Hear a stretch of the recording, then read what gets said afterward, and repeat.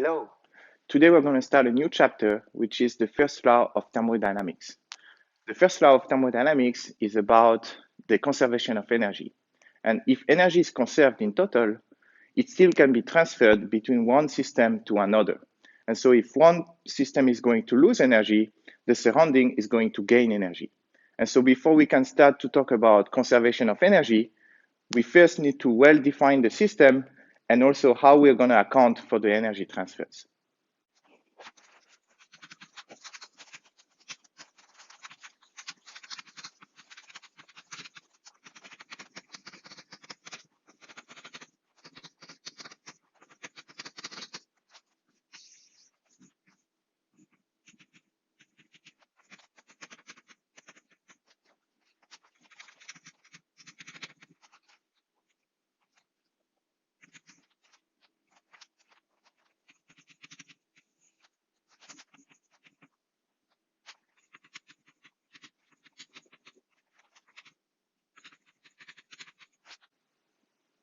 Let's consider an example. Let's say you have a cup at 20 degrees Celsius and you add coffee at 70 degrees Celsius. The coffee is going to lose heat, and this heat is going to be partly transferred to the cup, and so the cup is going to gain heat. By convention, if you have a system, we're going to choose the heat added to the system as a positive number. So for the cup, which is gaining heat, Q is going to be positive, and for coffee, Q is going to be negative.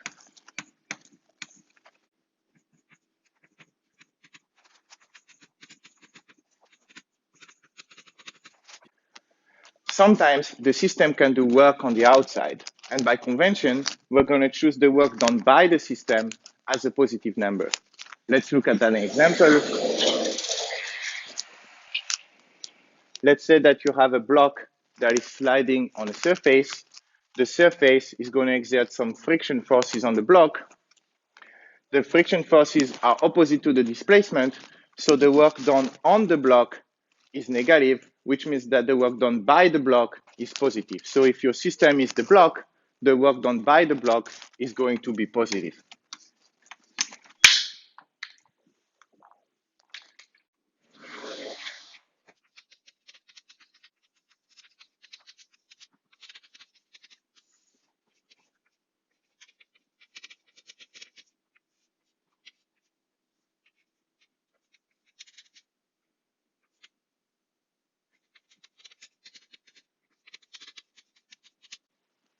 An important case to consider is the work done when you have a change of volume. Let's say you have a cylinder with a piston and gas inside the cylinder. If the gas is expanding, there will be a force on the piston that is towards this right direction and a motion of the piston that is also towards this right direction. So the work done by the gas, in this case, is positive.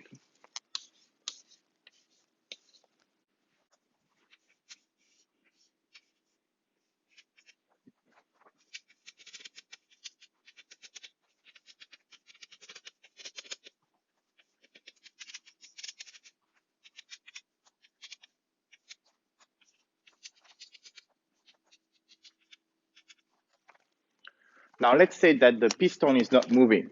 In this case, if there is no displacement, then there is no work. That doesn't mean that there is no forces, right? You still have the molecules of the gas that are pushing the piston, and so there is a force still exerted by the gas on the piston, and this force is equal to the pressure inside the gas multiplied by the area of the piston.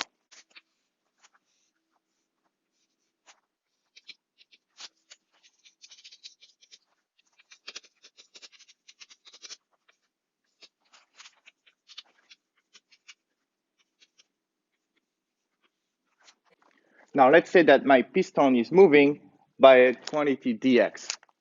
Then the small amount of work is going to be equal to the force multiplied by this displacement dx, which is the force P, the pressure multiplied by the area, times dx, and A multiplied by dx is the same as the change of volume dV.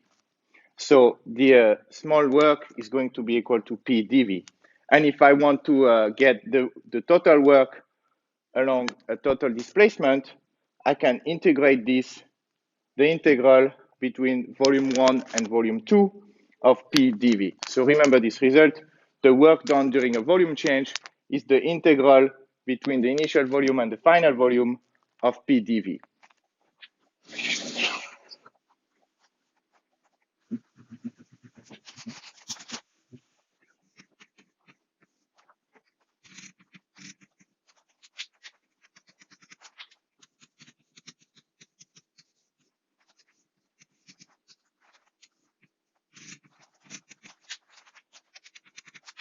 This is a formula, but there is a graphical method to see about the work done by the system.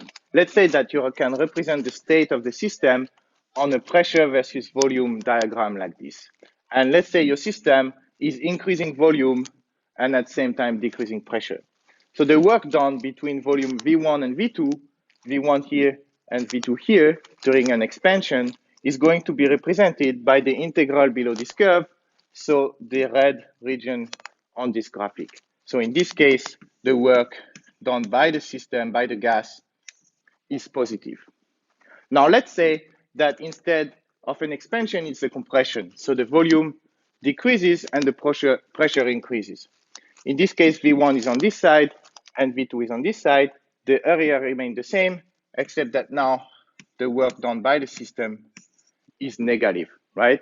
There needs to be some work done on the system for the gas to compress and reduce its volume. Any question? Yes, what about when the volume doesn't change? Good question. This would be, for example, if you have a gas in a box and you increase the temperature, so the pressure will increase, but the volume is fixed by the box. So on this diagram, pressure and volume, you would have a vertical line like this from a low pressure to a high pressure, but at a constant volume. In this case, the volume is constant, and so there is no displacement, and the work is equal to 0.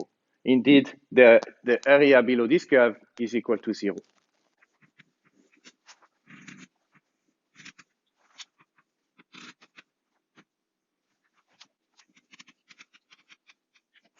You can also have an expansion at a constant pressure. So in this case, the pressure stays constant and the volume changes from V1 to V2. And so we have an horizontal line like this on this diagram. And in this case, the area below this curve is this rectangle here. And so one can calculate it as the pressure multiplied by the difference of volume V2 minus V1.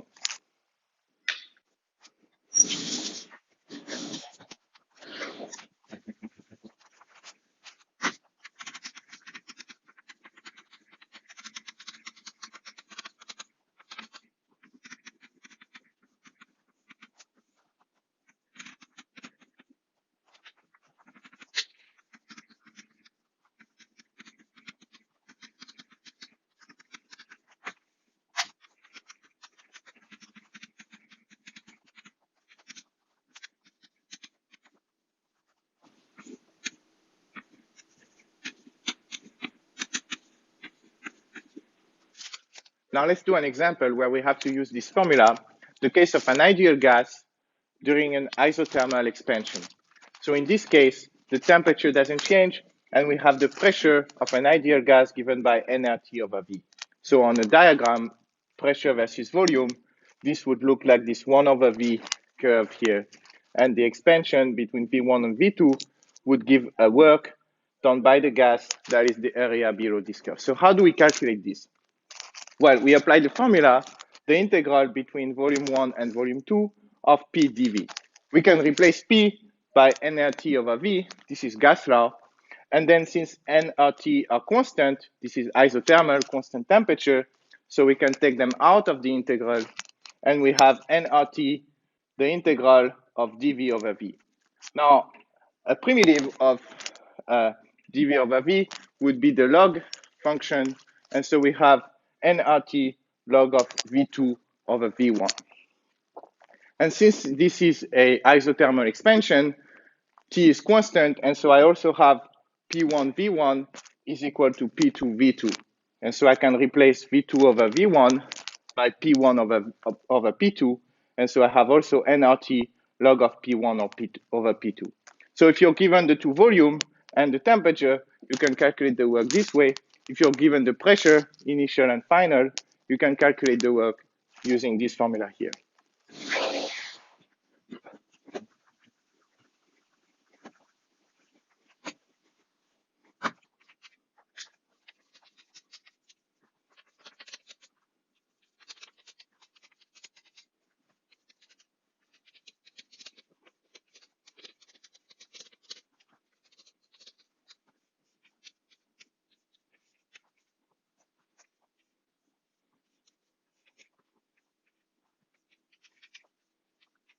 An important aspect about the work is that it depends not only on the initial and final states, but it also depends on the intermediate states. So it depends on the path that you take for your system to go between one initial state to one final state, right? So for example, if you have an initial state on the PV diagram here and a final state here, the work is going to be different whether you use this pass here, first a constant pressure and then a decrease of pressure, or if you use an isothermal expansion like this, or if you first decrease the pressure and then increase the volume like this, right? So along those three passes, the work is going to be different. We can look at this again. In the first case, the area below the curve is going to be given by this large rectangle here. So this is going to be the work. In the second case, an isothermal situation, the area is going to be below this curve here, and so it's going to be smaller. And in the final one, it's going to be even smaller. First, the decrease of pressure, and then the increase of volume. The area below the curve is given by this function here.